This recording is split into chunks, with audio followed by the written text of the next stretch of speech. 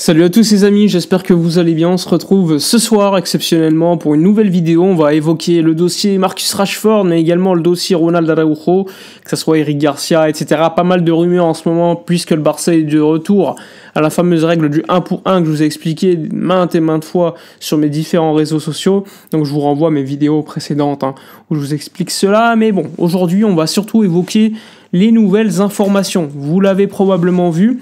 Tony Juan Martí du Diario Sport, mais également El Diario Relevo, explique ce soir que le Barça est entré dans la danse pour Marcus Rashford pour un prêt de 6 mois.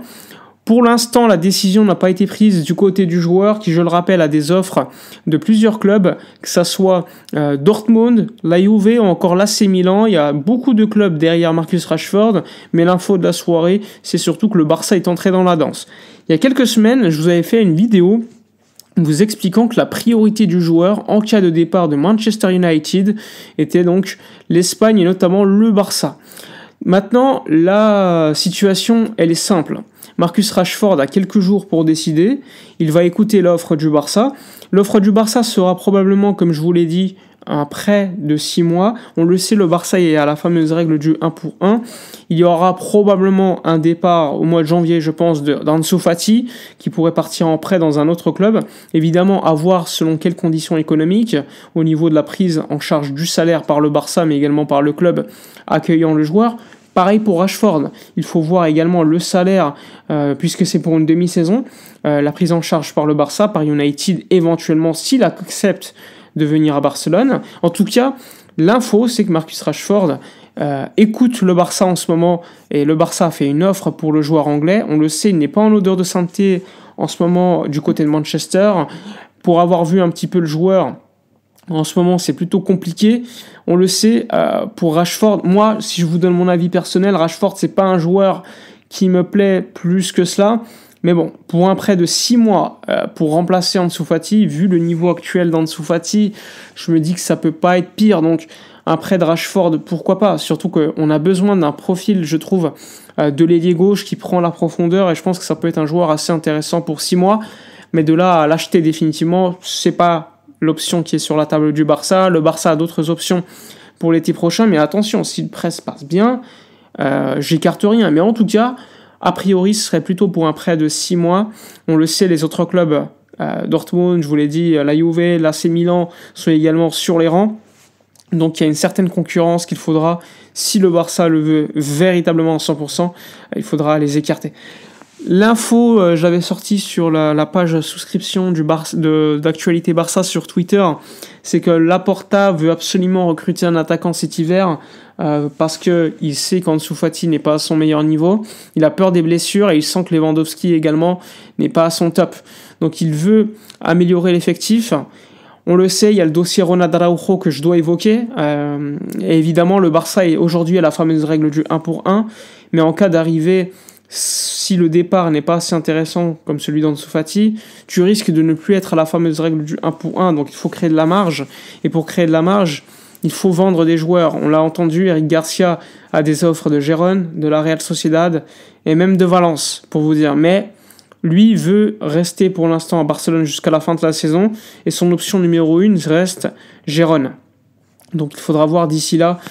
Je sais que l'offre était de 10 millions d'euros, une offre que le Barça estime, même si pour moi, vu le niveau qu'il a actuellement et le manque de milieu de terrain à ce poste de pivot, je pense qu'il vaut plus cher. Mais bon, il lui restera 1 an de contrat l'été prochain et il faudra forcément le vendre à ce moment-là. Donc décision qui sera prise, sachant que le Barça ne veut pas vendre 2 défenseurs centraux le même hiver. Et là, on va arriver sur le sujet Ronald Araujo.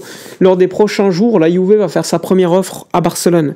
Le Barça et la Juve sont très clairs. Il n'y aura pas de prêt sec. S'il y a un départ, ça sera soit une vente, soit avec un prêt avec option d'achat obligatoire. Ça, c'est important. Le FC Barcelone attend entre 50 et 70 millions d'euros selon les diverses sources. Franchement, il lui reste 1 an et demi de contrat, je peux comprendre que le prix soit au rabais, mais vu le niveau qu'il a et vu le joueur que c'est, forcément, il vaut plus cher. Surtout que, imaginez si c'était un club de première ligue, les clubs de première ligue, ils ont tendance à lâcher des 60-70 millions d'euros sur des joueurs moyens. Donc c'est quand même surprenant, mais bon, le Barça n'est pas un club qui vend super bien, même si aujourd'hui le Barça est dans une situation, on va dire, de force, dans le sens où par rapport aux étés précédents, il fallait absolument créer du fair play. Là, tu as plus de tranquillité. Les clubs le savent. Donc ça aussi, c'est un élément à tenir compte. Maintenant, Ronald Araujo, en ce moment, il est plus près d'un départ que de rester. On le sait.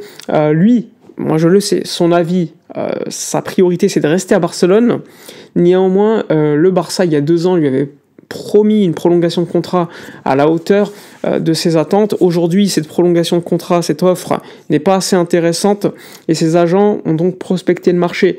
L'année dernière, rappelez-vous de l'offre fameuse du Bayern de Tuchel qui n'est plus au Bayern, donc cette option a été écartée. Maintenant, c'est la Juve qui est à fond dessus, la Juve qui a déjà dealé, je peux vous le dire, un accord économique pour Ronald Araujo entre les agents et le club turinois. Maintenant, il faut que le joueur donne son OK. Et surtout, il faut que le club, le Barça, accepte l'offre turinoise qui va arriver. Donc ça, c'est encore, on va dire, sur les 3 accords nécessaires, c'est-à-dire l'accord entre le Barça, la Juve, entre la Juve, les agents, et ensuite, tu as la Juve et le joueur. Il y a 3 accords nécessaires pour faire un deal, et pour l'instant, il n'y a qu'un seul accord. C'est entre les agents et le club turinois. Alors souvent, oui, les agents représentent le joueur. On est tous d'accord. Mais parfois, les joueurs peuvent, à la dernière minute, dire « non, j'ai pas envie d'y aller », par exemple. Mais pour l'instant, ce hockey final de Ronald Araujo n'a pas été donné. Et pour cela, il faudra déjà trouver un accord entre clubs. Pour moi, peut-être le plus important à trouver. Voilà pour les infos concernant Ronald Araujo, Eric Garcia et Marcus Rashford. Il y a également une démission qui a eu lieu du côté du Barça, c'est le vice-président du marketing, Julie Guiou, qui a démissionné, pour moi l'un des personnages les plus importants. Pourquoi il a démissionné? Déjà, son rôle, c'est de trouver des sponsors, des marques, tout ça. Il a démissionné parce que lors du deal Nike, c'est lui qui gérait les négociations au départ. Ces négociations se sont mal déroulées. Le deal a failli capoter. C'est Laporta, Rafa Yuste et Darren Dane, qui est un intermédiaire, qui ont dû gérer le deal. Et donc, en ce sens, Julie Guiou a vu son travail un petit peu délégitimé, il n'y a aucune légitimité par rapport à son boulot, pour le dire en français. Donc il a décidé de démissionner, démission qui a été officialisée hier par le FC Barcelone. On en entendait déjà parler depuis 2-3 semaines. Donc le Barça perd un nouveau cadre dans sa direction, après Ferran Reverter, après Edouard Romeu, maintenant c'est Julie Guiou, il y a aussi d'autres personnages, mais ceux-ci sont les principaux, donc ça fait beaucoup.